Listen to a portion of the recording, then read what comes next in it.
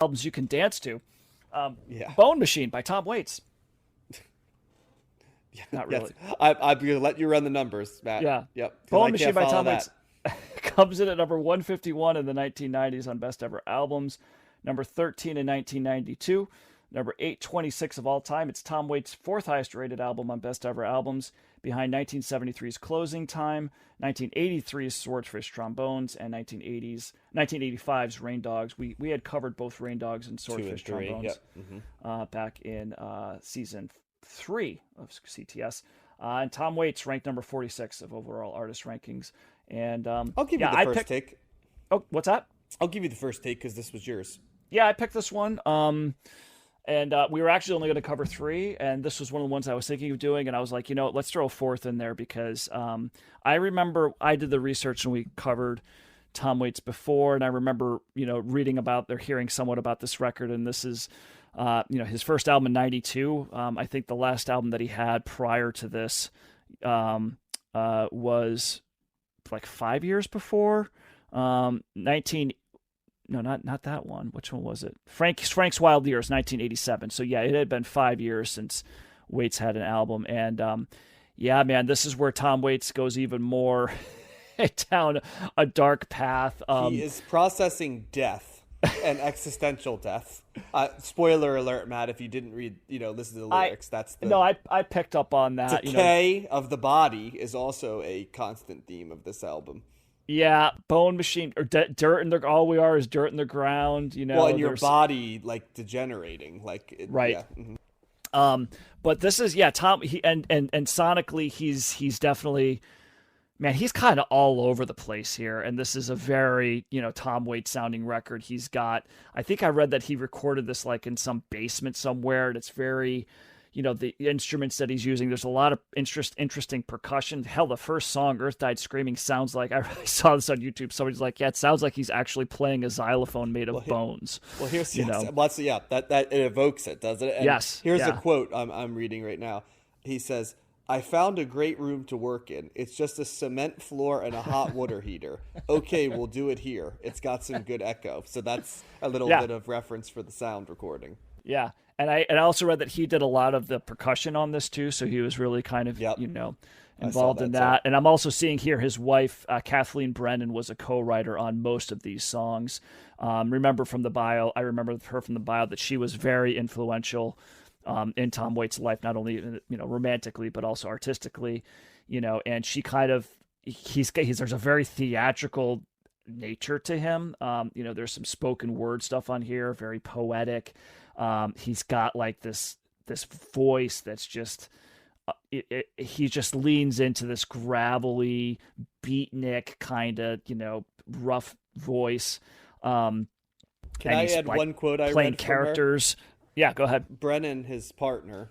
I don't know if they're married, so I'll just use partner. I think they are married. Okay, I'll just use the French way where you call everybody your partner. But she said that Tom Waits' songs, I found this funny and also true, are either grim reapers or grand weepers.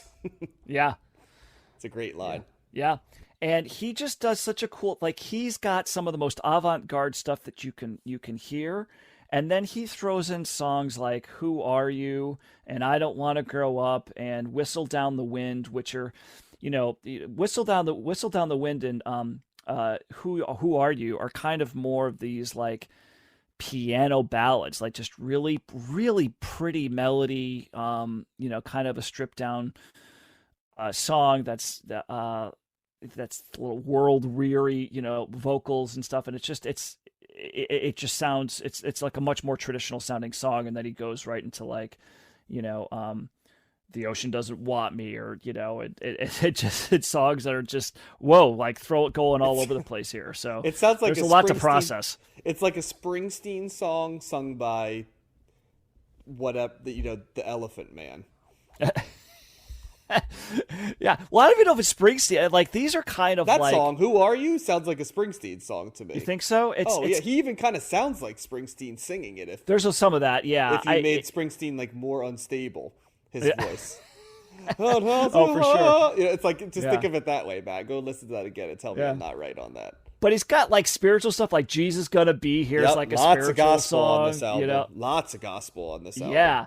And then he's just got like a badass song like In the Coliseum. I love the 1-2 bang of like In the Coliseum and Going Out West, you know, which there's just great production on here, like the guitar on Going Out West or the guitar and I Don't Want to Grow Up.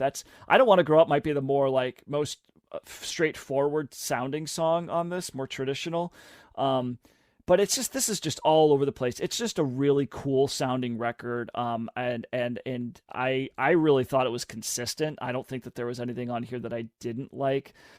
Even The Ocean Doesn't Want Me, which might have been my least favorite. That's kind of more of the spoken word kind of thing. But he's got, and I know I've complained about that in the past too. Like I remember particularly like thinking about like, I don't know, like Patti Smith had like something like that on Horses that really, you know, what agitated me. But there's something, Waits's voice is just, I don't know, I just appreciate like how cool it's and unique it is. And I'm just like, okay, if you want to spend, you know, a minute and 51 seconds kind of doing this, you know, non-song song, I'm fine with that, you know, because everything else around it was really, really enjoyable. So yeah, I'm glad he gets even stranger, dude. Like my brother had like Alice and, you know, some of the other, you know, there's Mule Variations is another album from the 90s, and he starts doing some really odd stuff in the early 2000s. But I don't know. I love the variety on here. I love his whole vibe. It's just a very cool, unique kind of sound, and it's certainly not for everybody. I could see plenty of people hating this. And also this won a Grammy for best alternative album in 1993. It was, I thought that was interesting too, because, you know, alternative rock in the early 90s, I guess. Yeah. I mean, this is 92. So this is right around when, you know, alternative rock started like exploding, but, it's like proto alternative rock. So yeah, thumbs up for me. This was a fun listen. Yeah. I'll always be fascinated that you hated the Patti Smith album, which is a undeniably great album. Yeah. So much, and like Tom Waits so much. I can't figure that one out because there's a lot of similarities between the two of them. Yeah, I don't know. I don't know if you're ever going to go back and listen to Horses, and I could see myself doing that. I could see myself doing that. Because I know you rarely, and not just you and Josh. Mind. Plenty of people have told me I'm nuts about that one, which I very well could be, but yeah, I mean, you rarely change your mind from original takes. It's not that it can't happen and stuff. So I don't know if it'll do it, but that's one where I'm like, if he was going to change his mind on anything, I feel like that's the one where he'd kind of get it. But anyway, getting off of that a little bit. I mean, my first familiarity with Tom Waits was there was a show in the 90s that I loved called Homicide: Life on the Street, and they would feature Tom Waits songs oftentimes in. You know, they featured like Detective Munch, who I think is most known for the Law and Order version of him, which is like a much, much more watered down version of his character on Homicide, which was actually a legitimately funny and sort of tendency breaking cop on TV. And then Richard Belzer. Yeah, he kind of became like a cliche on Law and Order, but they would mention that he was a fan of Tom Waits, and there'd be like a lot of intros and stuff, and it worked very well in the context of Homicide: Life in the Street in these bits, because his voice is jarring, and they usually put it over something that was designed to either be emotionally resonant or like discordant, you know what I mean, like a chaos a little bit, like, you know, because of the percussion sound that he so often does. It's percussion, it often has a feel of like tapping on the radiator or like banging a steel drum, but like not like a real steel drum, like a junkyard, junkyard steel drum, like what the dude from Slipknot would play, you know what I mean? Like, you know, stuff like that. So, and you know, trash and in can, that sense, I think he's a kindred spirit with a lot of the you know, those krautrock bands. I always hear a lot of that experimentation of a can or not so much Kraftwerk, the electric, you know, more like the can, like the found music-y can stuff and some of the avant-garde stuff we listen to. So, like, I could appreciate Tom Waits. I am not, like, as in love with him as you are. I some stuff he does, and I've kind of, now that we've listened to 3 albums, I feel like I kind of have a little bit of him down, in the sense that I think that line by his partner was so good because there's some truth to it. He it's almost like he decides to surprise you with his melody. It's kind of like his whole career is like what the Velvet Underground was if you took all of the Velvet Underground albums but then separated out White Light, White Heat, right? And like his kind of like albums are like the juxtaposition between all the Velvet Underground albums and White Light, White Heat, right? Because he's making sort of that avant-garde, spare sound, uncomfortable, looking at the grimier, ugly side of life type song. And then he's also writing these profoundly sad songs, or that same theme, but writing it in these sort of pretty, and it's pretty but with like a monster's voice, like over top of it vibe. Yes. And that seems to be the thing, and I can get why it really works. I also, I keep going, there's elements of the krautrock, there's elements of Velvet Underground certainly with what he does, there's elements of gospel that seems to keep reappearing, but especially on this album in his tracks.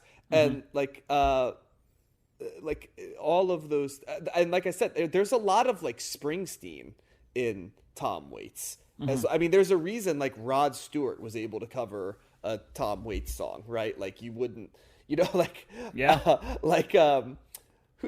who's a really poppy rock band like Fountains of Wayne, or like Fountains of Wayne is not going to cover like a Public Image Limited song, right? But like somehow Rod Stewart cover Tom Waits, so that just tells you there has to be enough, and not ironically, and Tom Waits also covering I Can't Get No Satisfaction. Well, the interesting thing too is like Tom Waits' like first album too, like was a way more straightforward, right? Piano singer-songwriter type of record, and he clearly, like, as the years went on, he went more and more into the avant-garde. So, but he still delved into the traditional singer-songwriter stuff, even, in future records. So he still held on to that. But yeah, he definitely went down a different road as the years went on. Yeah, so I like it. It's better than Thumbs in the Middle for me. But I have to be in the right mood to listen to Tom Waits, because to me he demands my attention.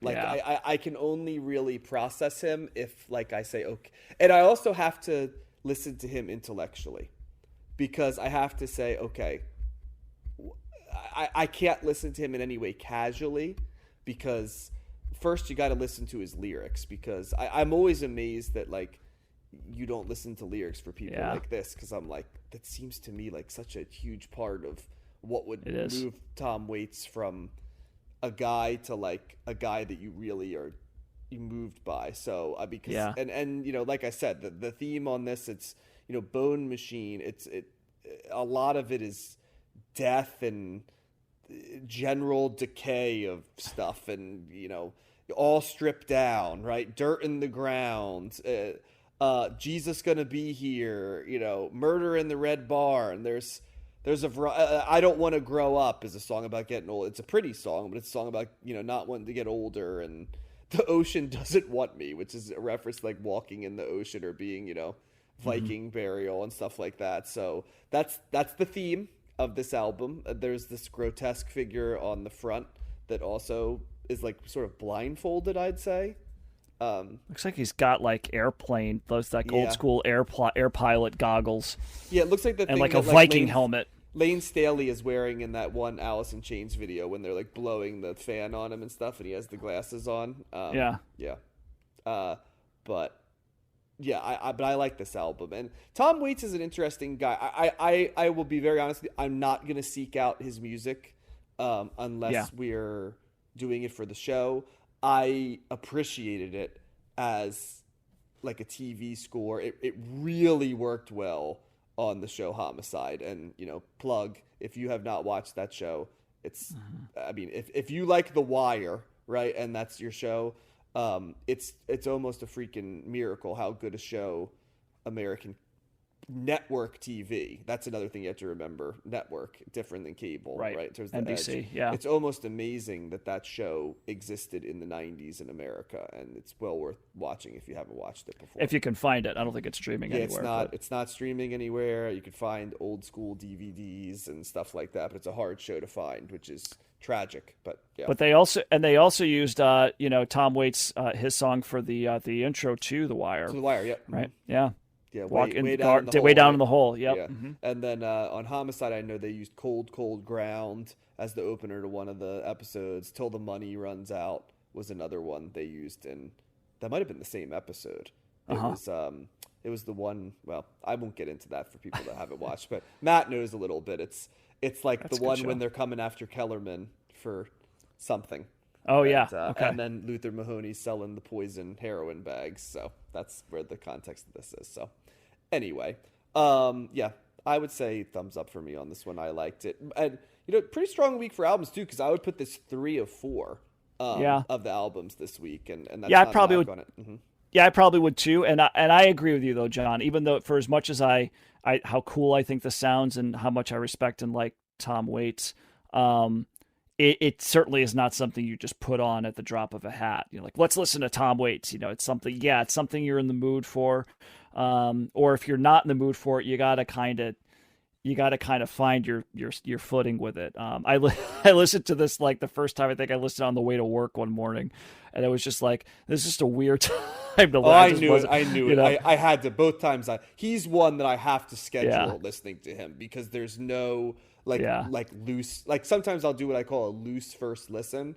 Where I listen to it like in a car or an area where I know I'm going to be going back to an album. I think this week I listened to the Brandy album from that format. I wanted to listen to the Stone Roses formally, because I really wanted to do it, and for whatever reason I didn't do the Ride one. I could have seen myself doing that, in another context. But this one, I'm like, there's no loose listen to this. There's headphone listen on the couch, and then there is another version that's going to be, this is what I'm going to be doing for 50 minutes. So, yeah.